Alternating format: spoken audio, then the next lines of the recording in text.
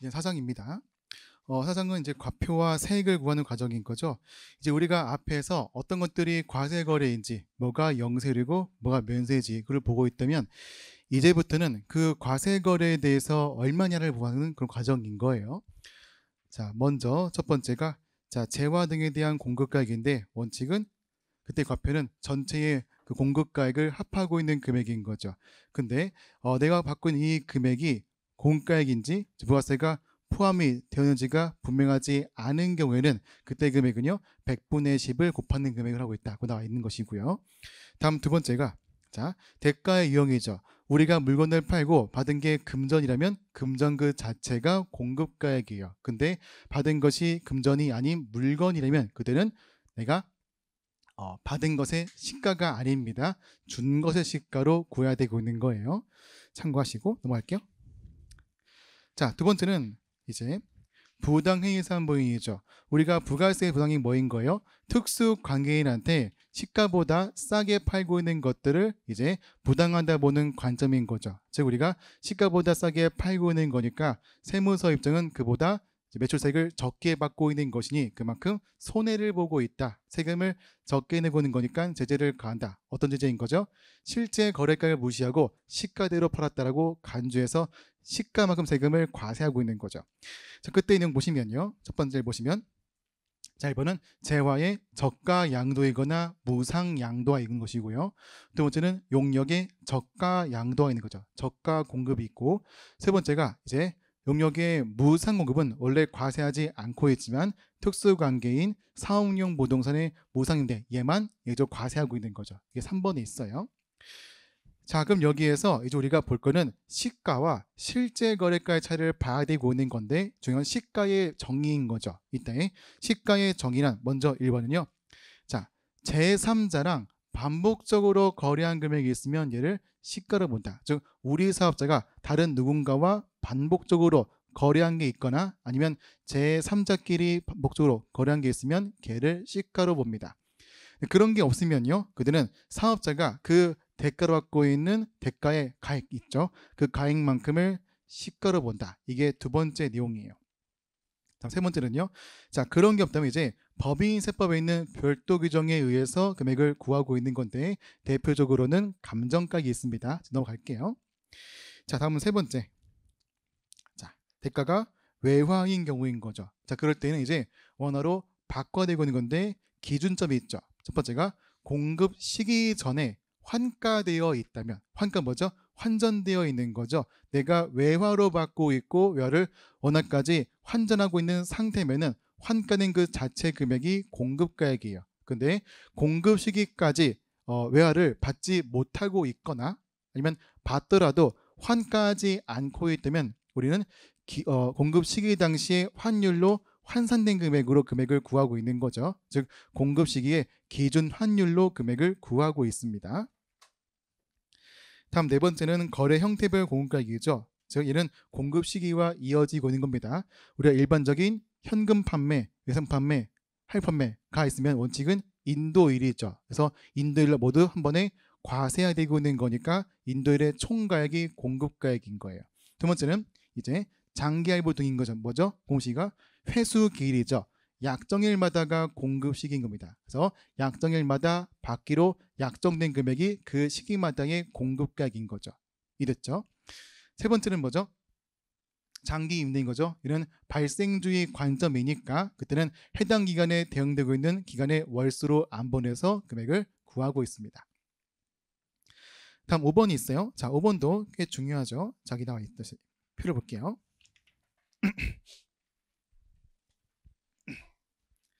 자, 이 금액은 우리가 물건을 팔고 받은 대가에 대해서 플러스로 더 받거나 되려 돈을 돌려주고 있는 그런 상황들인 거예요. 그럼 거기에 대해서 더 받거나 더 오히려 주고 있는 것을 나의 공급가액에서 더할지 뺄지를 보고 있는 거죠. 이때는 법에서 어떤 명확한 기준이 있는 것은 아니지만 논리상으로 보시면요. 논리상으로 받을 당시의 대가에 포함되고 있으면 다른 말로 받을 당시에 금액이 확정되어 있으면 금액에 포함해야 돼요. 근데 받을 당시에 확정이 안 돼요. 얼마인지 모른다는 거예요. 얼마인지 모르면 금액이 포함하지 않고 있는 겁니다. 첫 번째를 볼게요. 뭐가 있죠? 첫 번째가 할부 판매 이자가 있죠. 내가 100원 받고 있는 것을 할부로 받는 바람에 전체 금액이 120원으로 증가되고 있는 거죠. 원래 판매가에서 더 받고 있는 20원만큼은요, 할부에 대한 이자 있는 거죠. 그 이자는 판매할 당시이 확정이 되고 있는, 알고 있는 금액이니까 나의 공가액에 포함되고 있는 겁니다. 그렇죠? 자, 판매에 뭐가 있죠? 오른쪽에 연체이자가 있죠. 자, 연체이자는 상대방이 지급을 밀어버려서 지급을 못해서 생기고 있는 거죠. 얘는 판매할 당시는 알 수가 없다. 연체가 되어야지 알 수 있는 거니까 판매할 때는 알 수가 없는 거죠. 확정이 안 되고 있는 것이니 공급가액에 포함하지 않습니다. 또 뭐가 있냐면요, 대가의 일부를 얻고 있는 뭐 하역비, 운반비 다 판매할 당시에 받고 있는 거니까 나의 공급가액에 포함되어 있는 것이고요. 그럼 세 번째, 개별 소비세, 주세 등이 있죠. 이것도 판매할 당시에 내가 소비자한테 판매하기 전에 이미 별도로 과세가 된 거니까 금액이 얼마인지 알고 있어요. 얼마인지 알고 있고 이걸 소비자한테 전가해서 팔고 있는 거니까 나의 공급가액에 포함되고 있는 겁니다. 반면에요, 자, 오른쪽 보시면 뭐가 있죠? 3번, 1번은 매출 내놓이, 매출 환입, 매출이 있는 거죠. 이거는 매출의 마이너스인 거죠. 우리가 회계에서 매출을 총매출이 아니라 순매출로 구하고 있는 것처럼 이것도 동일하게 계산하기 위해서 순매출 구하기 위해서 이를 빼고 있는 거예요. 다음 3번, 10번은 뭐가 있죠? 공급과 관련이 없는 국고보조금이죠. 그래서 내가 물건을 판 것과 관계없이 돈을 받고 있는 거니까 팔지 않고 받고 있는 거죠. 따라서 내가 판매한 게 없는 것이니 내 과표에도 포함하지 않고 있는 거예요.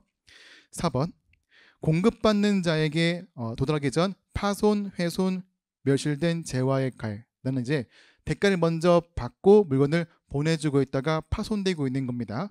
그럼 파손되고 있으면 우리가 물건을 팔 수가 없는 것이니 그때의 대가는 나의 과표에 포함될 수가 없는 거죠. 자, 5번.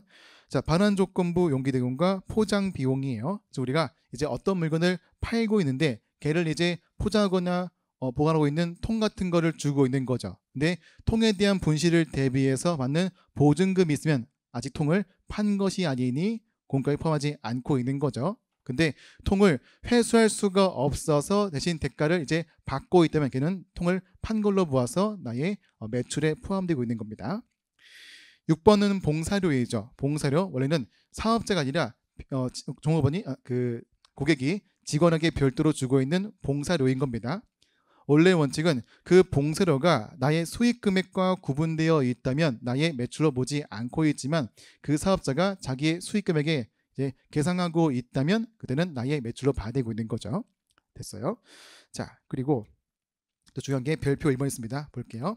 자, 우리 환입은요, 환입은 그 매출이 발생한 연도에 차감하지 않고 있는 거죠. 예를 들어 X1년 1기에 그 발생된 매출에 대해서 X1년 2기에 할인이 발생되었으면요, 할인은 1기의 매출에서 빼는 것이 아니라 2기의 다른 매출과 상기화되고 있는 겁니다. 아시죠? 그래서 그 할인이 발생되고 있는 같은 기간의 다른 매출과 차감되어 있는 거예요. 이게 이제 별표 1번 설명이었습니다. 넘어가시고요.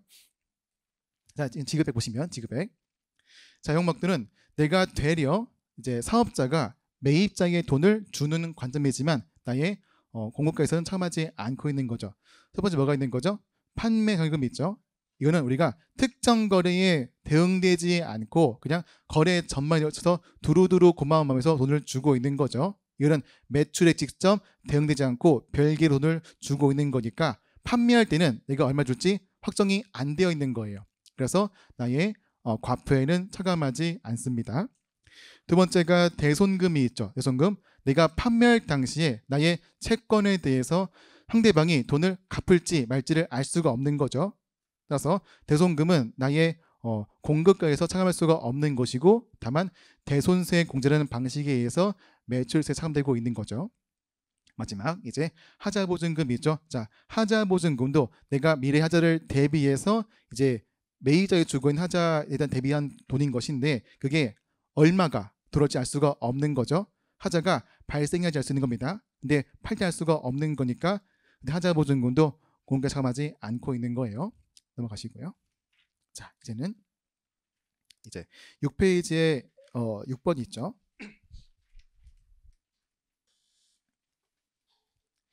자, 마일리지가 있습니다. 마일리지. 자, 우리 마일리지는 크게 두 가지가 있죠. 두 가지. 여기 이제 요약이 있어요. 자, 여기 보시면. 자, 먼저 마일리지에는 내가 적립해주고 있는 자기 적립 마일리지가 있어요. 즉 내가 예전에 물건을 팔 당시에 뭐 물건값의 일정 비율을 적립해주고 있는 거죠. 그때 마일리지는 내가 공짜로 준 게 아니라 돈을 먼저 받고 있는 겁니다. 이해되시겠죠? 그래서 돈을 먼저 받은 것에 대해서 그게 결제가 이루어지고 있으면 돈은 먼저 받았으니 나의 공가액에 포함하지 않고 있는 거죠. 예를 들어서 내가 물건을 1,000원짜리를 판매하고 있는데 현금을 800원을 받고 자기 마일리지를 200원을 받고 있으면요. 그때는 나의 공가액은 마일리지를 뺀 나머지 800원만 나의 공가액으로 보고 있는 거예요. 결론은 자기 마일리지는 나의 공가액에 포함하지 않습니다. 다만 두 번째가 제3자인 거죠. 뭐죠? 우리 회사가 아니라 다른 사업자가 쌓고 있는 마일리지로 우리의 물건을 결제하고 있는 거죠. 그러면 제3자는 우리가 돈을 받은 적이 없는 거니까 일방적으로 싸게 팔고 있는 거예요. 따라서 제3자 쪽에서 우리한테 금액을 메꿔야 되고 있는 거죠. 그게 뭐예요? 바로 보전인 거죠. 보전. 그래서 제3자, 다른 통신사 그런 데에서 그 마일리지로 결제하고 있는 금액을 나한테 메꿔주고 있으면 보전받았거나 보전받을 금액을 나의 공가액에 포함하고 있는 겁니다. 이해되시겠죠? 자, 다만 예외적으로 두 가지가 있어요. 자, 첫 번째, 제3자한테 보전받지 않거나 즉 통신사한테 그 마일리지를 결제하고 있는 것인데 그때 금액을 아예 받지 못하고 있는 거죠. 그러면 사실상 우리는 그 통신사한테 그 마일리지에 대한 대가를 공짜로 주고 있는 겁니다. 그래서 사업상 증여로 모아서 시가로 과세하고 있는 것이죠. 두 번째는 뭐죠? 이제 부당행위인 거죠. 우리 사업자와 통신사가 특수 관계인이에요. 근데 그 마일리지에 해당하고 있는 금액보다 싸게 받거나 안 받고 있는 거죠. 시가보다 저가에 받거나 싸게 아예 안 받고 있는 겁니다. 즉 내가 일방적으로 손해를 보고 있는 거니까 부당행위로 모아서 시가만큼 과세하고 있는 거예요. 이렇게 정리하시고 다음 두 번째, 재화의 수입이죠. 자, 재화의 수입은 이제 실제의 공급자인 A가 부가세를 징수할 수 없으니까 중간에 가상의 공급자인 세관장이 대신 부가세를 징수하고 있는 거죠. 그때의 과표 보시면요. 그때 금액은 관세의 과세가 더하기 관세 그리고 걔랑 관련되고 있는 개소세, 주세 등등등이 있습니다. 걔를 다 더한 금액을 재화의 수입 과표라고 있는 거죠. 근데 다음 페이지 보시면요. 자, 이번엔 보세구역을 거치고 있는 거예요. 어떤 경우인 거죠? 하나의 재화에 부가세가 두 개인 거죠. 재화의 수입 부가세와 가공부세가 같이 있는 경우입니다. 그렇죠? 자, 그럴 때에는 자, 전체의 세금에 대해서 어디까지가 재화의 수입인지 어디까지가 가공인지 아셔야 되고 있는 거예요. 그때는 순서가 있죠. 첫 번째, 재화의 수입부터 구한다. 그래서 전체 중에서 수입을 구한 다음에 그걸 뺀 나머지가 국내의 가공 부분 부가치세가 되고 있는 겁니다. 그래서 표를 보시면 먼저 1번은 세관장에 대한 수입을 먼저 구하고 그걸 뺀 나머지가 재화의 공급으로 나와 있는 거죠. 됐죠? 자, 다음은 공급 이제예요. 자, 첫 번째 자기 생산 공급 의제죠. 얘는 취지 뭐였죠? 추징하는 목적인 거죠. 매수 추징, 그렇죠? 자, 거기에 대해서 두 가지가 있습니다. 첫 번째, 비상각 자산이라면 존재재를 가하기 위해서 그때 시가만큼을 공가액으로 한다. 즉 매입세보다 초과해서 실제로 팔 때를 가져간 금액으로 과세하고 있는 거예요. 그래서 비상각은 시가인데 두 번째는 뭐죠? 감가상각자산인 거죠. 그래서 얘는 뭐냐면 과거에 발생한 매입세 중에 현재 남아있는 매입세만큼을 추징한다. 이런 관점인 거죠. 그래서 먼저 구할 게 이제 미사용 잔액이에요. 그때 금액은 자, 먼저 취득가액이죠. 이때 취득가액은 뭐예요? 내가 이제 사고 있는 금액 중에서 샀던 금액 중에서 매입세 공제와 관련된 금액만을 고려하셔야 됩니다. 그래서 첫 번째 취득세는 고려하잖아요. 왜냐하면 취득세는 내가 공급자한테 대가를 준 게 아니라 국가한테 주고 있는 거죠. 그래서 부가세 관련이 없는 금액입니다. 두 번째, 우리가 할부로 매입하더라도 그때는 현재 가치를 고려하는 것이 아니라 명목가의 금액을 고려되고 있는 거죠. 세 번째, 그리고 우리가 대금을 지급하지 않고 있으면 그때 이제 발생되고 있는 연체이자도 고려하지 않습니다. 순수하게 우리가 부가세의 과세거래와 관련되고 있는 그 순수한 매입가액만 고려되고 있는 거예요. 즉 우리가 사고 있는 거 반대 입장은 그때 공급자가 팔았던 금액으로 부가세를 취득가액을 고려하셔야 되는 거예요. 이게 취득가액이고 곱하기 이제 현재 상각되고 나서 남아있는 매입액을 구하셔야 되죠. 그게 1 빼기 상각률인데 뭐가 있죠? 먼저 건축물이면 5%, 나머지는 25%인 거죠. 이건 마치 부가세에서는 6개월마다 건축물은 5% 시상각이 되고 있다. 그래서 전체 기간은 20개여서 10년간 상각이 된다는 보는 관점인 겁니다. 하면 나머지 기계장치, 승용차, 비품 등이 있는 거죠. 그때는 비율이 25%이죠. 그래서 6개월마다 상률이 25%인 거니까 이제 2년 동안 상각을 한다고 가정하고 있는 거죠. 되겠죠? 그 다음 곱하기 경과된 과세기간의 수인 거죠. 그때 숫자를 구할 때는 기본적으로 어떻게 한다? 기종에 발생되어도 항상 기초로 간주해요. 즉 공급에 대한 그 물건의 취득이 기종에 이루어지고 의제도 기종에 이루어지고서도 항상 기초로 간주하는 겁니다. 그게 이제 옆에 그림에 있는 거죠. 자, 이 그림 보시면 우리가 이제 일기에 사고 있다 하더라도 일기 초에 산 걸로 간주해서 일기간만큼 사용하고 있는 겁니다. 5%가 사용되고 있는 것이고요. 다음 의제도 마찬가지로 우리가 X2년 일기 때 중간에 면세용도를 바꾸고는 있지만 이때는 기준이 바꿨더라도 기초 바꾼 것으로 간주한다. 그래서 우리가 과세에 쓰고 있는 거는 X1년 일기와 일기 두 개만 있는 거죠. 그렇죠? 자, 근데 여기에서 우리가 기간을 더 쉽게 구하려면 어떻게 하고 있는 거죠? EN 방법 쓰고 있는 거죠. 그때 EN이란 의제와 취득에 대한 시점을 먼저 숫자로 바꿔보시고 있는 거죠. 예를 들어, 자, 우리가 예를 들어서 20년 2기 때 사고 있는 재화가 또 맞나요? 밑에 해볼게요. 이렇게 해볼게요. 그때 20년이면 20년자에 20자 쓰시고 2기이면 0.5인 거예요. 1기는 0.0이고요. 2기는 0.5입니다. 그래서 0.5를 두시고 현재 시점이 25년 1기이다 라고 한다면 이제 25가 있고요. 그 다음에 1기니까 0.0이에요. 그래서 얘를 빼면은 4.5가 나오겠죠. 4.5에서 곱하기 2 해보시면 기간수가 9개 나옵니다. 그래서 이렇게 9기간으로 금액을 숫자를 구할 수 있는 겁니다. 그렇게 해서 이제 경과되고 있는 기간에 비례한 나머지 금액 구한 것이 이제 현재 사용되지 남아있는 그런 매입액을 구할 수가 있는 거죠. 자, 됐고요. 자, 두 번째가 판매 목적 공급 위주이죠. 얘는 취지가 뭐였어요? 혜택을 주기 위한 거, 즉 대리점한테 매입액을 공제하기 위한 거였죠. 그래서 기본적으로 금액을 아무거나 편하게 되고 있는 겁니다. 그래서 그딴 거를 구할 필요가 없이 원래 원칙은 취득가액이요, 원가인 거죠. 다만 예외적으로 두 번째, 회사 내부에서 별도의 이제 대체거래 가격이 있다면 그때 금액, 그때 별도의 공급가액을 쓸 수도 있는 겁니다.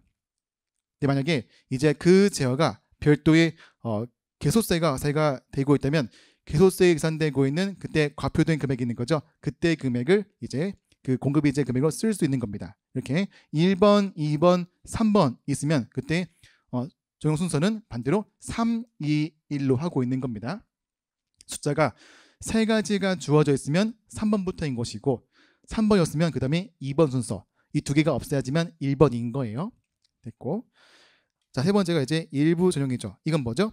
우리가 면세가 원래 100% 과세였던 요 재화를 일부는 과세, 일부는 면세에 쓰고 있는 겁니다. 자, 그럴 때 지금 보시면요. 먼저 첫 번째는요. 내가 100% 면세를 쓰고 있다면 적용되었을 그 미사용 금액을 구하시는 거예요.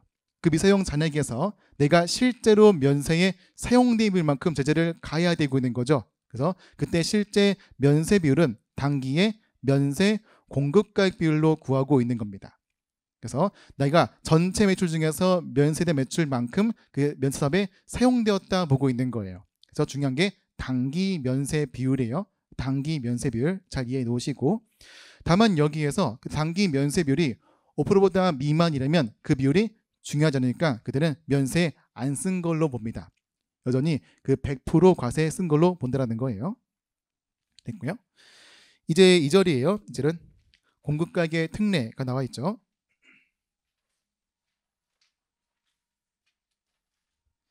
자, 일단 먼저 볼 게 공통사용제 모임입니다. 뭐냐면 우리가 하나의 재화에 대해서 과세와 면세 동시에 쓰고 있던 이 재화를 같이 팔고 있는 거예요. 그럼 여기에서요, 자, 과세 사업에 쓰고 있는 이 재화는 과세 거래고, 면세 쓰고 있는 것은 면세 거래인 거죠. 하나의 재화에 과세와 면세가 동시에 있는 상태인 겁니다. 이해되시겠죠? 그럼 거기에 대해서 우리가 어떻게 하고 있는 거죠? 전체 금액에서 전기 과세 비율로 곱한 금액을 우리 공과액으로 구하고 있는 거죠. 왜 전기인 거죠? 우리가 팔 당시에 공급가액과 부가세를 구해야 되고 있는 것인데 단계가 아직 안 끝나 있으니까 단계할 수가 없는 거죠. 따라서 가장 최근의 비율인 전기 비율로 안분하고 있는 겁니다. 다만 전기 비율이 없다면 가장 가까운 기간을 하고 있는 것이고요. 두 번째, 안분 시기 뭐라 그랬죠? 팔 때 안분한다. 즉 얘를 매출세액을 신고할 때가 아니에요. 팔 당시에 당장의 금액을 구하셔야 돼요. 그래서 어쩔 수 없이 전기 비율로 하고 있는 거고요. 다음 3번이죠. 안분 배제. 이건 뭐죠? 금액이 중요하지 않거나 비율이 중요하지 않아서 안분을 할 필요가 없다. 즉 전부 다 과세에 쓴다고 보고 있는 거죠. 첫 번째 뭐가 있죠? 자, 중요한 거 건별이에요. 한 해 팔 때마다 건별 공과액이 5천만 원보다 미만이면서 동시에 전기 면세 비율이 5%보다 미만일 때인 거죠. 비율도 안 중요하고 금액도 그다지 크지 않을 때인 거고요. 두 번째는요, 이제 건별 공과액이 얼마? 50만 원 미만인 경우인 거죠. 금액이 별로 안 중요하니까 굳이 안분할 필요가 없다는 겁니다. 세 번째 뭐죠? 신규 사업자예요. 왜죠? 전기가 없으니까. 그래서 비율이 없으니까 안분할 수가 없다. 이 논리인 거예요. 꼭 암기하시고. 자, 세부사항 있죠? 자, 이건 우리가 이따 공부하겠지만 기본적으로 우리가 비율은요, 매입할 때의 비율과 처분 비율이 같아야 되는 거예요. 근데 매입할 당시에 이 재화를 면적 비율로 안분하고 있으면 처분할 때 비율도 면적 비율로 구하셔야 되고 있는 거죠. 그래서 과거의 건물에서 면적 비율로 안분하고 있다면 처분할 때에도 전기 과세 면적 비율로 그 공과액을 안분해야 되고 있는 겁니다. 이해되시겠죠? 이게 그 내용이었어요. 다음 두 번째, 자, 토지 건물의 일괄 공급이에요. 자, 우리 토지 판매는 면세이고 건물 판매는 과세인 거죠. 근데 이거를 한 번에 팔고 있는 거예요. 그럼 여기에서 첫 번째, 그 토지가 얼마이고 건물이 얼마인지 그 실질 구속이 구분되고 있다면 구분된 그 자체인 거죠. 예를 들어 전체가 10억인데 토지가 4억이고 건물 6억이라면 건물 6억만 과세하고 있는 거예요. 첫 번째, 이게 1번인 것이고요. 두 번째가 판 거 전체가 10억인데 어디까지가 토지인지 건물인지 알 수가 없는 거예요. 그때는 안분해야겠죠. 첫 번째 뭐냐면 이제 감정가액이에요. 감정가액. 자, 근데 중요한 거 별표 보시면 그때 감정가액은 가장 최근의 금액으로 반영을 해야 합니다. 그래서 그때 최근이란 그때 양도하고 있는 직전기간 개시일부터 이번 기간 종료까지인 거죠. 그래서 요 기간 동안 확인되고 있는 감정가액만 쓸 수 있는 겁니다. 근데 그게 없대 뭐예요? 그 다음은 기준 시가인 거죠. 이는 정부가 공시하고 있는 공시가를 쓰고 있는 것이죠. 근데 요 1번과 2번은 현재의 데이터, 현재 시가가 반영되고 있다면 이제는 3번은 뭐죠? 옛날 데이터, 역사적 원가를 쓰고 있는 거예요. 먼저 첫 번째가 장부가액, 두 번째가 시가인 거죠. 근데 어떤 경우냐? 우리가 토지와 건물 말고도 토지, 건물, 구축물, 토지, 건물 기기를 한 번에 팔고 있는 겁니다. 그러면 토지와 건물은 기준시가가 있지만 구축물은 그러지 않고 있는 거죠. 그래서 기준시가가 일부는 있고 일부는 없다면 어떻게 한다? 안분을 두 번 해야 되고 있는 거죠. 먼저 1차 안분은 기존이 있는 토지, 건물과 없는 구축물로 나누고 있는 겁니다. 그때 나누고 있는 거는 장부가액으로 안분해야 되고 있는 거죠. 다음 두 번째, 이렇게 기존이 있는 토지 건물을 구했죠. 이 토지 건물에 대한 금액을 어떻게 구해요? 다시 기준시가대로 안분해야 되고 있는 거예요. 이렇게 토지 건물과 플러스 알파로 안분해서 일부만 기존이 있고 일부는 없는 경우라면 안분을 두 번 해야 되고 있는 논리인 거예요. 이해되시겠죠? 자, 되셨고요. 이제 그 중요한 게 별표 4번이에요. 자, 원래 원칙은 우리가 토지 건물을 일괄적으로 양도하고 있으면 그때 안분할 때 식은 뭐인 거죠? 그때 식은 써보시면 이런 거죠. 자, 전체 총 공급가액이 있으면 자, 그때 금액은요. 분모와 분자 있죠. 그때 분모 분자에는 뭐 면세와 과세 상되고 있는 감정가나 현시가 쓰고 있는 거죠. 그래서 면세 금액과 그리고 관련된 과세 금액도 더하고 그리고 분자의 과세 금액도 넣어야 하죠. 그런데 만약에 이 총 공급가액에 부가가치세가 포함되어 있어요. 어떻게 하죠? 이제는 뭔가를 부착해야겠죠. 이 뭐예요? 과세금액, 분모의 과세금액에 곱하기 1.1을 해야 됩니다. 그래서 부가세가 포함되고 있으면 1.1 곱하시고 포함되지 않고 있으면 얘를 빼면 되고 있는 거예요. 자, 됐고요. 자, 그렇게 해서 원칙적으로는 이렇게 자, 귀속이 있으면 귀속대로 하고 있는 것이고 귀속이 없으면 안분해야 돼요. 그런데 이제 귀속과 안분이 너무 차이가 크다라는 거죠. 자, 아래 보시면 별표 1번이죠. 자, 우리가 사업자가 주장하고 있는 실질거래가격으로 안분되고 있는 금액과 현재 우리가 이제 뭐 감정가격으로 안분한 금액의 차이가 30%보다 이상이라면 너무 차이가 큰 거죠. 이거는 이제 거래한 당사들이 짜고 치고 뭔가를 하고 있는 겁니다. 그래서 그때는 그 실질거래가액을 무시하고 안분된 금액으로 하고 있는 겁니다. 다만 두 가지는 예외예요. 첫 번째가 뭐죠? 법령 등에서 안분되고 있는 게 있고 두 번째가 우리가 토지만을 쓸 목적으로 건물을 사서 건물을 철거하고 있는 거죠. 그럴 때에는 무관하게 그 실질거래가액을 쓰고 있는 겁니다. 됐고요. 다음 세 번째 부동산 임대 볼게요. 자, 먼저 부동산 임대입니다. 먼저 임대의 원칙 뭐죠? 이게 단기인지 장기인지 봐야겠죠. 일반적으로 단기는요. 계속적 공급이니까 원칙은 약정일자의 약정금액이 되고 있는 것이고요. 두 번째 장기예요. 2개 기간 이상 걸쳐 있고 대가 선불 후불인 거. 그럴 때는 어떻게 하죠? 발생주의로 월할로 안분하셔야 되고 있는 거죠. 다음 두 번째가 간주 임대료이죠. 식 나와 있죠. 넘어가시고 세 번째 관리비가 있어요. 얘는 뭐죠? 우리가 임대료 말고 더 뭐 받고 있는 게 있는 거죠. 근데 더 받는 목적이 공공요금 대납 목적이라면 공공요금은 제외해야 하고 있는 거죠. 그렇죠? 우리가 이제 매출로서 과세하고 있는 거는 공공요금을 초과하고 있거나 하면 공공요금이 아닌 나머지 일반적인 유지비 등이 있는 겁니다. 그것만 나의 과표에 포함되고 있는 거예요.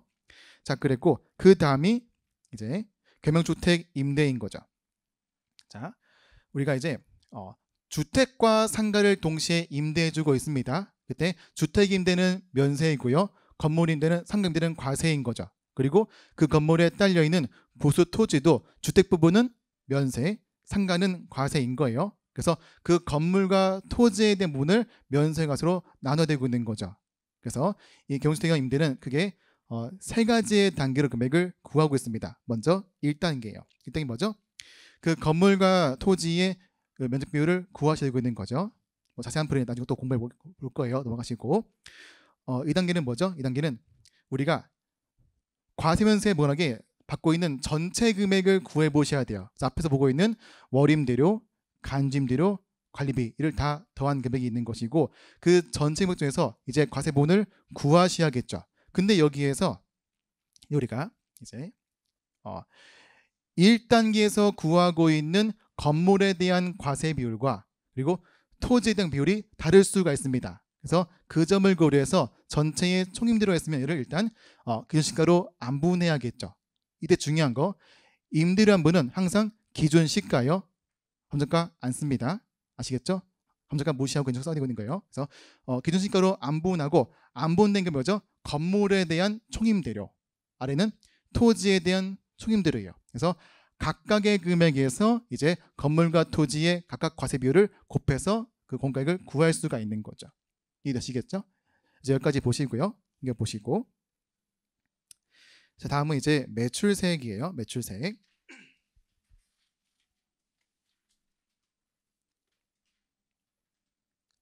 자, 매출세액은 기본적으로 우리가 이번 기간 동안 판매하고 있는 과표를 먼저 구하고 있는 거죠. 그 과표가 국내 거래면 10%, 수출 거래면 0%인 것이고요. 더 추가적으로 있는 게 바로 연수인구 늘어뿐인 거죠. 그때 우리가 예정 신고할 때 이제 누락되고 있는 것은 확정때 포함할 수 있는데 중요한 거, 이 포함되고 있는 금액은요, 매출세액 말고도 이 과표에도 포함되고 있는 겁니다. 즉 누락분은 과표와 세액 모두에 반영되고 있는 거예요. 이거 주의하시고, 세 번째가 이제 대손세액 가감이 있죠. 자, 볼게요. 자, 대손이 뭐죠? 상대방이 돈을 내지 못하고 있는 거죠. 회수가 안 되고 있는 겁니다. 우리가 물건을 외상으로 판매하고 대금을 회수 못하고 있는 거죠. 그럼 이제 우리는 먼저 매출세액을 그 돈으로 낸 상태에서 상대방이 돈이 발생되고 있으면요, 나는 먼저 내고 있는 세금만큼을 돌려받고 있는 거죠. 그게 대손세액 공제인 거죠. 대손이 발생되고 있으면 그때는 확정신고할 때 나의 매출세액에서 차감되고 있는 겁니다. 그랬다가 상대방이 나한테 돈을 갚고 있으면요, 돈을 이제 받고 있는 거니까 받을 당 신고할 때 매출세액에 가산되고 있는 거죠. 다음 두 번째는 이제 매입자의 입장이에요. 우리 매입자는요, 상대방이 대손세액 공제를 신청했으면 세무서는 그 공급자가 매출세액을 줄인 것만큼 매입세액이 차감되고 있는 거죠. 이게 뭐예요? 대손처분세액이요. 그래서 그만큼 매입세액이 감소되어서 세금을 더 내야 되고 있는 거죠. 반면에 내가 나중에 돈을 갚았습니다. 갚으니까 매입세액을 내고 있는 거죠. 그래서 사후적으로 매입세액을 공제할 수가 있어요. 그게 뭐죠? 바로 여기 나와 있는 변제대손세액인 거예요. 그래서 이제 매입자 입장에서 대손을 당하고 있으면 대손처분세액이고, 돈을 갚아서 공제를 하고 있으면 변제대손세액인 겁니다. 됐고요. 이제 두 번째, 자, 이게 중요하죠. 공제시기인데 시기는 뭐예요? 항상 확정신고시이다. 확정신고시다. 그래서 예정신고 때는 공제하지 않습니다. 다음 두 번째, 요건인데요. 자, 요건 보시면 기본적으로 우리 부가세에서는 기본적으로 법인세 걸 따르고 있는 거죠. 그래서 소개해드리면 첫 번째, 부득결 경과되고 있는 수표, 그리고 중소기업의 외상매출금이 있고요. 두 번째가 파산과 강제집행, 사망 등이 있고, 세 번째가 회생계획 인가결정, 마지막이 소멸시효의 완성 등이 있습니다. 이런 사건이 발생되고 있으면 채권을 회수할 수가 없는 거니까 대손세액 공제를 신청할 수가 있는 거예요. 자, 이런 게 있고요. 다음 두 번째가 기한 요건이죠. 일종의 유통기한이 존재하고 있는 거죠. 이게 언제예요? 자, 공급일에 속하는 과세기간의 10년 뒤에 언제까지? 확정신고 기간까지인 거죠. 10년 뒤까지 아니에요. 10년 뒤에 속하고 있는 기간의 확정신고 기간까지가 기한 요건인 겁니다. 주의하시고, 다음은 이제 증명서류가 필요하다는 것이고요. 4번 채권은요, 부가세 과세거래인 채권이어야 돼요. 따라서 일반적인 대여금은 면세거래니까 공제를 할 수가 없는 거죠. 자, 됐고요. 이게 보시고, 이제는 4절, 이제 세금계산서예요. 자, 여기서 일단 먼저 볼 건, 자, 작성을 볼게요. 작성. 자, 우리 TI는 뭐가 있죠? 필요적 사항이 있는 거죠. 뭐가 첫 번째, 자, 공급하는 자의 성명과 등록번호. 두 번째, 공급받는 자의 등록번호. 세 번째가 과표와 매출세액. 네 번째가 작성인원일이죠. 중요한 건 공급일자 아닌 겁니다. 작성일자가 필요사항이에요. 그래서 필요사항을 잘 이제 기재하지 않고 있으면요, 공급자는 가산세를 물리고 있고 매입자는 공제를 받을 수가 없어요. 되셨고, 넘어가시고요. 자, 다음은 이제 5번 후발급이 있죠. 이건 뭐예요? 원래의 원칙은 거래할 당시 발급을 하고 있는 거죠. 근데 그렇게 하지 않고 월합계이든 아니면 임의적인 기간이든 특정이든 관계없이 그 다음 달 10일까지 발급을 할 수 있는 거죠. 이게 후발급 특례인 겁니다. 넘어가시고, 자, 다음은 이제 어디 있냐면, 자, 23페이지 가볼게요. 23페이지에 전자 생리선서예요.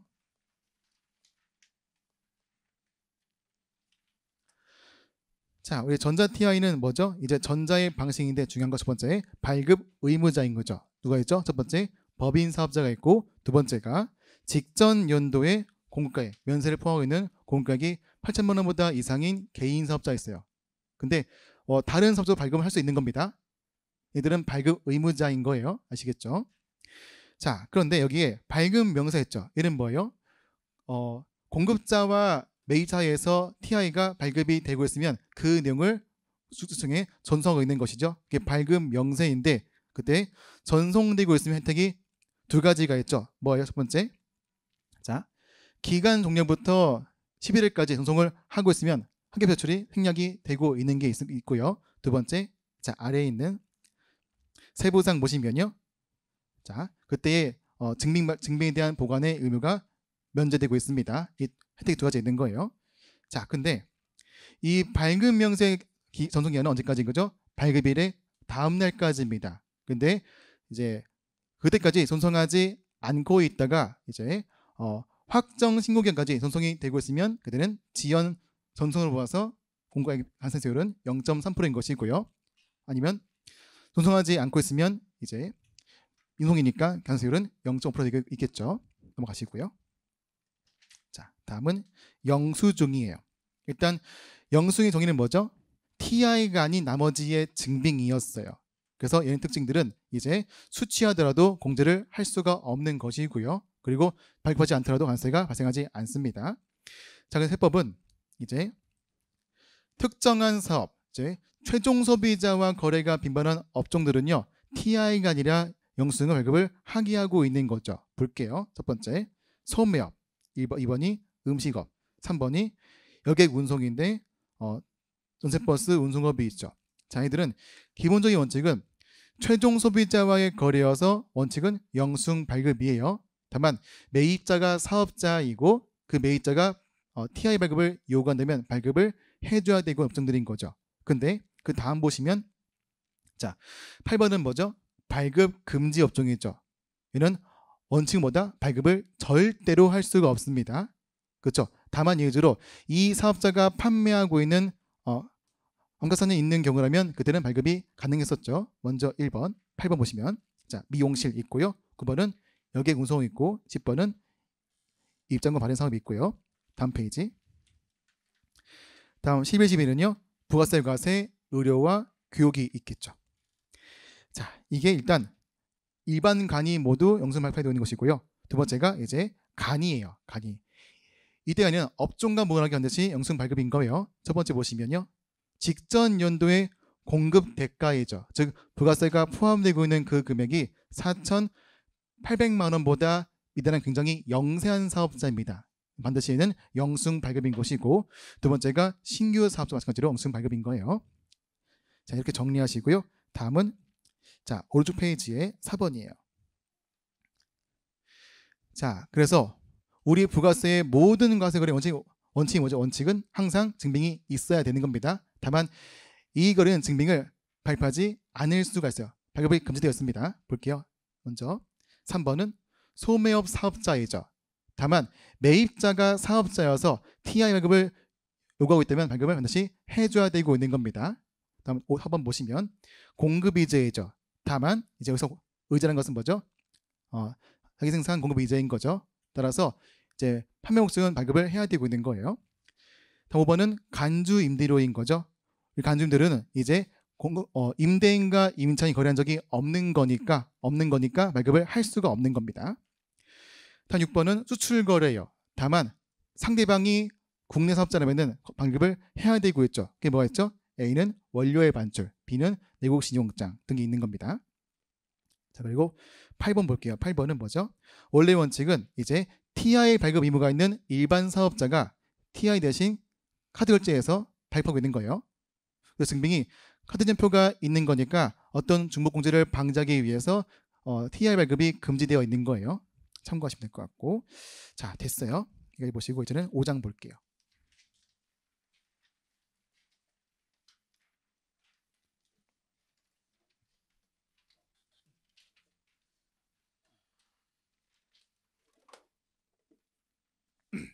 자 먼저 볼 건 계산구조입니다.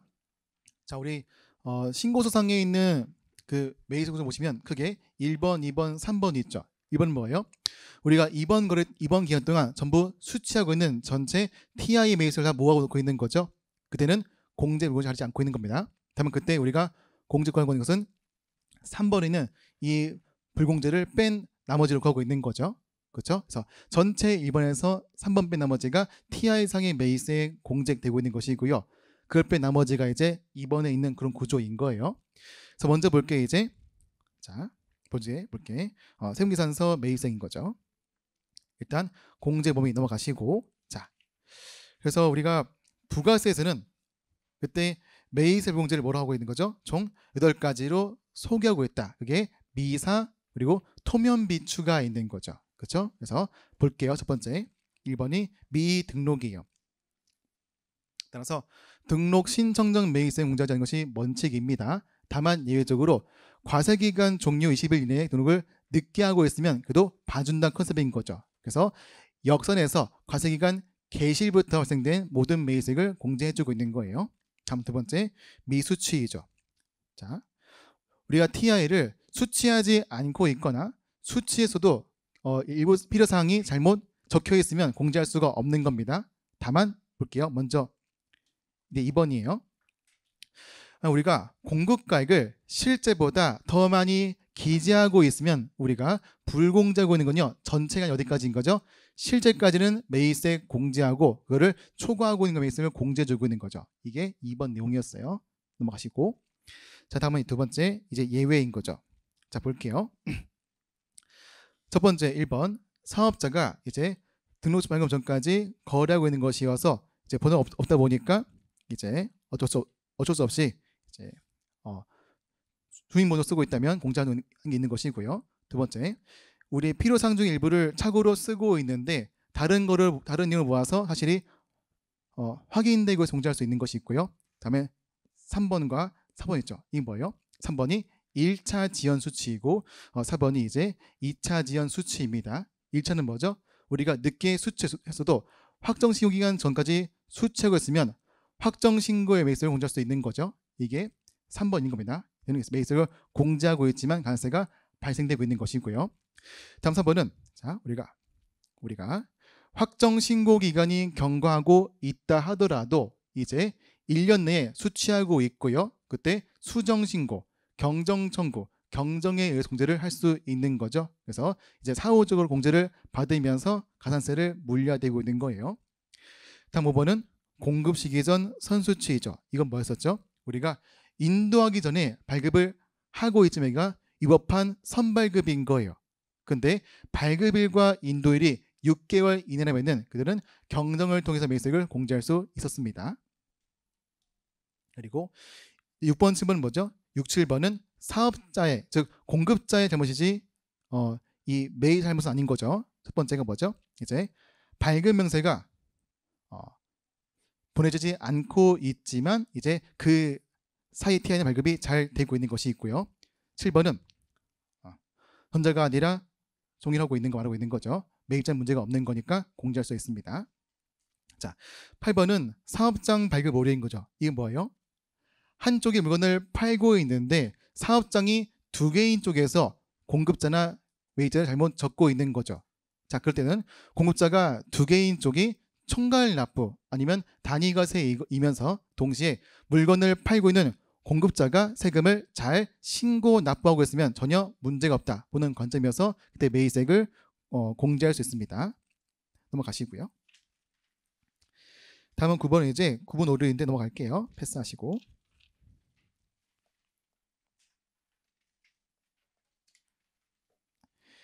자, 다음 3번은요. 이제 세 번째 미제출이죠. 우리가 합계표에 기재하지 않고 매입세액은 공제할 수가 없어요.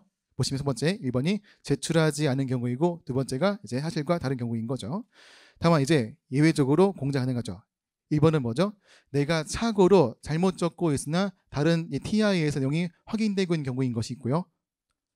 두 번째 뭐가 있는 거죠? 내가 예정 신고에 누락된 매입세액을 확정 신고할 때 추가 신고하거나 아니면 확정 신고할 때 누락된 세금에 대해서 수정 신고, 경정 청구, 기한 후 신고, 경정을 통해서 공제하고 있는 것이죠. 근데 아주 중요한 차이가 있는 거죠. 수정 신고, 청구, 기한 후 신고 얘네들은 뭐죠? 자발적인 매입세 공제였어요. 그래서 그때 나는 권리의 행사이기 때문에 매입세 공제하면서 관세는 존재하지 않았습니다. 근데 경정 반대인 거죠. 경정은 비자발적인 매입세 공제이기 때문에 공제해주고 있지만 가산세가 발생되고 있습니다. 그 차이 아시겠죠? 넘어갈게요. 자, 다음 3번은 업무무관 미관련이죠. 그래서 법인세에 의한 업무무관 비용과 관련되고 있는 매입세액 공제할 수가 없어요. 예를 들어서 출자 임원의 행주비가 있는 상태가 있는 것이고, 두 번째가 공동비 초과금이 있는 거죠. 다음 이제 자 여기까지가 의무 불행에 대한 매입세액 불공제인 것이고, 이제 보실 건 뭐죠? 토면 비추예요. 정책 목적의 매입세액 불공제인 거죠. 먼저 5번은 면세 관련, 6번은 수임비 관련, 7번은 토지 관련인데, 이 토지 관련 매입세액 뭐죠? 토지 자체는 면세제여서 매입세액이 없지만 토지와 관련된 것들이 있는 겁니다. 토지 관련된 공사가 있거나 아니면 건물인 토지를 수익한 다음에 건물을 철거 발생되고 있는 철벽이 있는 거죠. 이건 철거벽이나 공사가 있으면 그때 매입세액은 공제할 수가 없는 거예요. 그게 있고, 다음 마지막 8번은 뭐죠? 비용용 승용차 매입세액이죠. 그래서 미사 토미추가 매입세액 불공제입니다. 있고, 자 이제는 기타 공제 매입세액이에요. 첫 번째 뭐죠? 신용카드 매출전표 등 매입세액이죠. 원래는 영수증이어서 공제할 수 없는 거지만, 만약 공급자가 원래 원칙이 뭐예요? 공급자가 생산사 발급 의무가 있는 사업자인 것이고, 그 사업자가 TI 대신 전표를 발행하였으면 그는 전표에 대한 매입세액도 공제할 수 있는 것이었죠. 자, 그래서 요건을 보시면 먼저 1번 뭐죠? 공급자가 생산사 발급 의무자 이건 나와 있는 것이고, 됐고요. 두 번째가 의제 매입세액이요. 자, 의제는 어떤 경우죠? 사업자가 우리 농산물을 사고 있는 거죠. 그 농산물에 숨어있는 매입세액을 공제한다가 되어 있는 겁니다. 그래서 이제 그 아래 보시면 공제 요건이 있죠. 자 보시면, 자 농산물 같은 거를, 농산물 등을 사업의 원재료로 쓰고 있는 것이에요. 근데 그 사업에는 일반 과세와 수출 다 포함되고 있습니다. 다만 면세 포기는 제외되어 있어요. 참고하시면 되실 것 같고, 넘겨볼게요. 다음 중요한 게 이제 증빙인 거죠.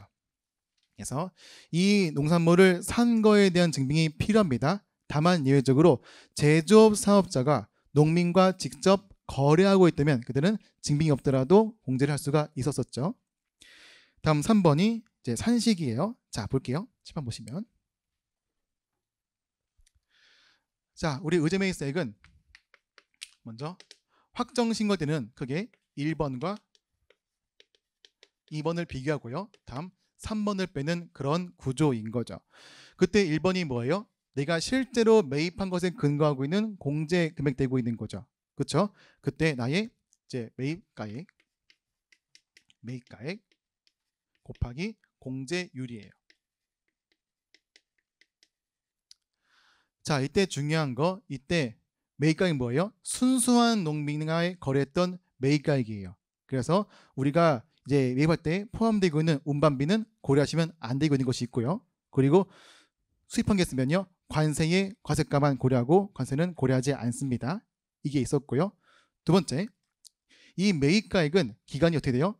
6개월 전체의 매입가액이죠. 우리는 6개월 단위로서의 의제매입세액을 구하고 있는 거예요. 그래서 이 매입가액은 3개월치가 아니라 6개월치라는 거 주의하시고요. 다음은 공제율이죠. 공제율은 이제 102분의 2, 104분의 4, 106분의 6, 108분의 8, 109분의 9가 있는 거죠. 그렇죠? 그래서 이제 개인 음식점은 100분의 8, 109분의 9 설정하는 것이고, 6은요 이제 법인 음식점이거나 이제 개인 제조업인데 특정 업종인 것이 있고요. 4는 뭐죠? 4는 개인 제조업이거나 법인 중소에 있는 것이고, 나머지가 102분의 2인 거죠. 꼭 암기하시면 될 것 같고, 다음 두 번째가 보시면, 두 번째가 한도이죠. 한도는 우리의 단기에 매출액이 이만큼 있으면 얘랑 관련되고 있는 그 농산물까지만 공제한다 라는 관점인 거죠. 그래서 우리의 전체 과표를 구하고 곱하기 적용률 있어요. 이게 뭐죠? 바로 매출 원가의 관점인 거죠. 우리의 매출에 대응되고 있는 농산물 원가를 구한다라는 겁니다. 그때율은 이제 기본적으로 시작이 50%인 거죠. 그래서 일단 지금 당장은 법인일 때 기율 50% 경켜 놓을게요. 곱하기 이제 공제율인 거죠. 그래서 이 두 개를 비교해서 둘 중 작은 게 뭐예요? 6개월치의 의제매입세액 공제액이에요.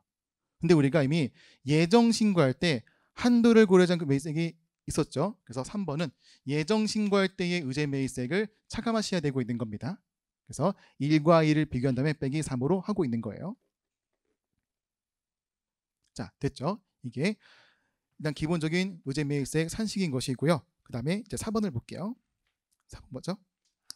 자, 우리가 농산물을 과세와 면세에 공통으로 쓰고 있는 경우입니다. 그때는 공통매입산분을 따라하고 있는 겁니다. 그래서 단기에 매입하는 그 면세 농산물의 금액을 단기에 매출액 비율로 안분하셔야 되는 거예요.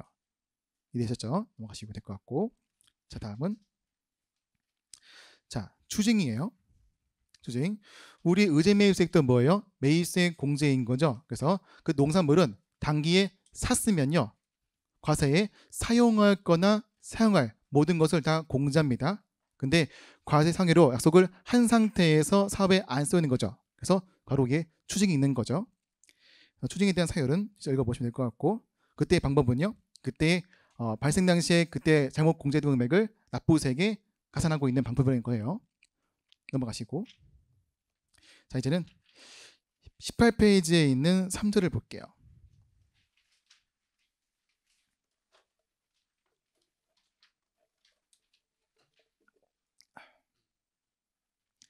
자, 이제는 공통매입세액의 안분입니다. 그래서 하나의 재화에 대해서 과세와 면세에 동시에 쓰기로 한 목적으로 재화를 사고 있는 거죠. 자, 그때 원칙은 뭐죠? 원칙은 실제로 안분하고 있는 겁니다. 예를 들어 10개를 사고 있는데 그중에 7개는 과세, 3개는 면세이면 7개만 공제를 해야 되고 있는 거죠. 그렇죠? 근데 그때의 기속이 구분되지 않고 있다면 어떻게 한다? 단기에 사용 비율로 안분해야 돼요. 그때 사용 비율은 단기의 공급가액 비율인 거죠. 이해되겠죠? 단기에 이제 매출액 비율로 안분하셔야 돼요. 자, 그때 주의사항 보시면요. 먼저 1번. 우리 공통사용제어의 매입세액은요. 단기 매출액 비율로 안분하고 이거를 팔고 있으면요. 그때 공통사용자의 처분은 전기 매출액 비율로 안분하시고 있는 겁니다. 즉, 살 때는 단기, 팔 때는 전기라는 거예요. 알아두시고. 두 번째, 이때의 매출 구할 때 비과세 금액도 면세처럼 간주하고 있는 거예요. 그래서 나의 분모 금액에 대한 금액 구할 때 분모에 대한 면세는 비과세가 포함되어 있습니다. 다음 세 번째, 이제 우리가 이제 우연히 팔고 있는 건물, 기장치 이런 매각 금액은 비율에 고려하지 않고 있는 겁니다. 우리가 계속적으로 하고 있는 그런 매출만 비율로 고려하시고 있는 거죠. 다음 이제 네 번째가 이제 뭐냐면, 자, 이런 그림이 있어요. 자, 어떤 사업자가 잡지 출판과 임대를 같이 하고 있는 거죠. 근데 잡지 출판에 쓸 목적으로 인쇄용지를 사고 있는 겁니다. 그때 인쇄용지는 어떤 용도인 거죠? 임대는 고려하지 않고 있는 거죠. 즉, 이때 비율 구할 때는 전체의 공급가액 비율은 면세가 40이고 과세가 60이지만 그렇게 하지 않는 것이고, 그때 용지는 용지와 관련되어 있는 잡지와 광고의 비율만으로 안분해야 되고 있는 거죠. 그래서 50% 안분해야 되고 있는 겁니다. 됐죠? 넘어가시고. 자, 그래서 식을 보시면요. 자, 이제 우리가 매입세액 공제의 식을 구할 때는 먼저 공통 매입세액은 불공제금이라면 단기 면세 비율이고요. 공제라면 단기 과세로 하시면 되고 있는 겁니다. 근데 단기 면세이든 단기 과세이든 중요한 거는 뭐예요? 이 비율은 6개월 실제 비율로 구하셔야 되고 있는 거예요. 이해되시겠죠? 다만 이제 아래 보시면, 자, 안분 생략이 있죠. 그래서 세 가지의 안분을 고려하지 않습니다. 먼저 1번 뭐죠? 공통 매입세액이 500보다 미만이면서 단기 비율이 면세 비율이 5%보다 미만이죠. 비율도 안 중요하고 금액도 크지 않고 있는 거죠. 두 번째, 단기에 총 공통 매입세액이 5만 원보다 미만이에요. 금액이 별로 안 크니까 굳이 안분할 필요 없는 겁니다. 다음 세 번째요. 세 번째는 신규 사업자의 모든 매입세액이 뭐죠? 신규 사업자가 단기에 판매한 공통 매입세액만 안분하지 않고 있는 거죠. 있죠? 자, 그런 게 있고 또 볼게요. 만약 이게 이제 표에는 별표 2번인데, 자, 우리가 공통 매입세액을 예정 신고 때 매입했어요. 어떻게 해요? 예정 신고할 때에 3개월 비율로 안분해야겠죠. 근데 우리가 최종적으로 안분할 비율은 6개월 실제 비율이에요. 근데 예정 신고할 때는 3개월로 안분을 한 생산인 거니까 어떻게 하죠? 첫 번째 정산 필요한 거죠. 이게 1번 정산이에요. 그래서 정산 첫 번째는 3개월치의 비율에서 6개월치로 바꿔주고 있다. 이런 작업이 있는 겁니다. 됐고요. 이게 이제 여기 나와 있는 첫 번째 정산이에요. 한번 읽어보시면 될 것 같고, 자, 두 번째 볼게요. 첫 번째, 자, 이건 뭐냐면, 자, 원래 원칙은요, 우리가 하나의 재화에 대해서 매입할 때의 매입세 비율과 처분할 때의 매출세 비율은 같아야 되고 있는 거예요. 같은 기간의 비율로 구하셔야 되고 있는 것이죠. 그래서 원래 원칙은 우리가 먼저 매입을 먼저 하고 있고, 그리고 그 다음에 처분이 벌어져 있다면 매입세액은 일기 때의 비율이고 매출도 이제 전기인 일기인 거니까 비율 차이가 없는 거겠죠. 그렇죠? 근데 그 다음 보시면, 자, 이거예요. 우리가 같은 기간 내에 매입과 처분이 동시에 발생되고 있으면 그때는 세금은요, 매출세액이 먼저 구해지고 있고 매입세액은 그 다음에 구해지고 있다. 근데 매출세액은 이미 전기비율로 안분하고 있으니까 그때 매입세액도 단기간인 전기로 안분해야 되는 규정이 있는 겁니다. 그래서 그 다음 페이지 보시면, 만약에 신규 사업자가 같은 기간에 매입과 처분을 동시에 하고 있으면요, 매출세액은 안분을 하지 않고 있는 거니까 동일한 관점으로서 매입세액도 안분을 하지 않고 있는 거죠. 이해되시겠죠? 자, 됐고요. 자, 다음은 세 번째예요. 세 번째가 두 번째 정산인 거죠. 원래 이제 매입세 안분은 뭐죠? 6개월 실제입니다. 근데 그 실제 금액을 알 수 없을 때는 어떻게 해요? 일단 가짜 비율로 정산을 대충 해보고 있는 거죠. 이게 두 번째 정산이에요. 그래서 그때의 그림 보시면요, 여기 나와 있죠. 자, 잠정 가짜 비율에서 실제 비율로 구하는 과정이에요. 일단 우리가 이때 재화를 사고 있어요. 근데 매출이 아직 확인되지 않고 있습니다. 그때는 순서가 뭐예요? 첫 번째가 예정 다시 그 당시에 매입가액 비율로 안분하고 있는 것이고요. 그다음 두 번째가 예정 공급가액, 세 번째가 예정 면적 비율로 하고 있는 거죠. 원래 순서는 1번, 2번, 3번인데 이게 건물이라면 순서가 3번, 1번, 2번이에요.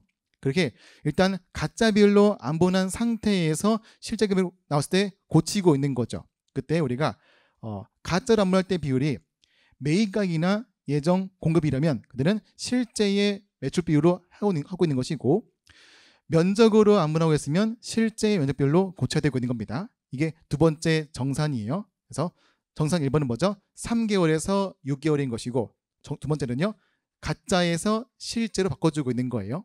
이해되시겠죠? 넘어가시고, 다음 4번은 재계산이에요. 얘는 뭐죠? 6개월 실제 비율, 내가 이 재화에 대해서 사용되었던 비율이 변동되고 있는 거죠. 그래서 내가 당초에 약속했던 그 사용된 비율이 변동되고 있으면 바뀌고 있는 만큼 납부세액이 증가하거나 감소를 해야 되고 있는 거죠. 내가 매입세액을 더 쓰고 덜 쓴 만큼 세금이 증가하거나 감소해야 돼요. 이게 재계산되고 있는 거죠. 자, 그럼 여기서 일단 첫 번째 요건 뭐가 있죠? 얘는 반드시 환각을 해야 되는 겁니다. 즉 건물, 기계, 비품만 해당되고 있는 거예요. 또 두 번째, 반드시 비율 차이가 5%보다 이상이어야 되고 있는 거죠. 그렇죠? 비율 차이가 중요해야지 그 변동의 의미가 있는 겁니다.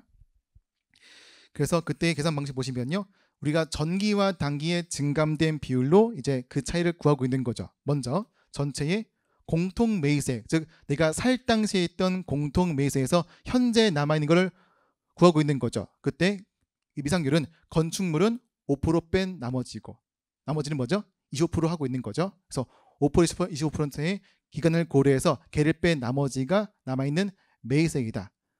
거기에 대해서 전기의 사용 비율과 전기비율이 달라지고 있는 거니까 그 차이만큼을 추가적으로 공제하거나 세금을 더 내고 있는 거예요. 자, 됐고요. 다음 세 번째, 자, 대계산은 반드시 확정 신고 시 하되고 있는 거죠. 왜죠? 얘는 6개월 비율인 거니까 6개월 비율을 알 수 있는 확정 신고할 때만 구해야 되고 있는 겁니다. 이해되시겠죠? 다만 예외적으로 이제 재화의 공급 위제이거나, 즉 우리가 이미 얘는 사용 비율이 빵포르여서 제재를 하고 있는 거죠. 세금 이미 더 내고 있는 거니까 고려하지 않고 있는 거예요. 두 번째가 공통사용재 공급. 얘는 이미 전기 비율로 안분을 된 상태인 거니까 전기 비율과 차이가 없는 것이어서 더 이상 고릴 필요가 없는 겁니다. 됐고요. 넘어가시고. 자, 4번은 이제 과세 전환이에요. 자, 얘는 뭐죠? 내가 면세에 100% 쓰고 있던 이 재화를 100% 과세이거나 일부는 과세, 일부는 면세 쓰고 있는 거죠. 이해되시겠죠? 그럼 내가 공제를 받지 못한 매입세액의 일부를 사업에 쓰고 있는 거니까 그만큼 매입세액을 더 공제를 해야 되고 있는 거예요. 이해되시겠죠? 그때 식을 보시면요. 자, 뭐죠? 이 식 보시면 기본적으로 1번은 내가 100% 과세 쓴 경우입니다. 그래서 내가 살 당시에 매입세액이 공제가 안 된 금액이 있겠죠. 요 금액에 대해서 현재 남은 것을 구해요. 이 남은 거에 대해서 100%만큼을 공제를 할 수 있는 거예요. 다음 두 번째는요. 일부는 과세, 일부는 면세인 거죠. 그러면 내가 100%일 때의 매입세 공제액에서 나의 실제 단기의 과세 사용비율을 곱해주고 있는 겁니다. 이해되시겠죠? 그럼 다음 페이지 보시면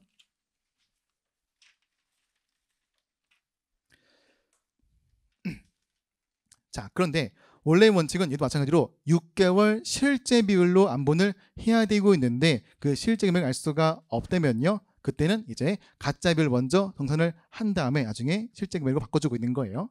그게 있는 것이고 그렇게 우리가 일부는 과세, 일부는 면세 쓰고 있다면 이제는 공통상제 되고 있는 거죠. 따라서 그 실제 비율이 변동되고 있으면 변동된 것만큼 계산을 고려되고 있는 겁니다. 자, 됐어요. 여기까지가 5장 내용이었어요. 다 정리했네요. 그래서 자, 알맞게 끝났네요. 자, 여기까지 정리한 내용 한번 나중에 공부해 보신 다음에 이제 다다음 주이죠. 그때는 본격적으로 이제 이정사 하기 이전부터 아시겠죠? 그래서 연휴 잘 보내시고 이제 뵙겠습니다. 고생하셨습니다.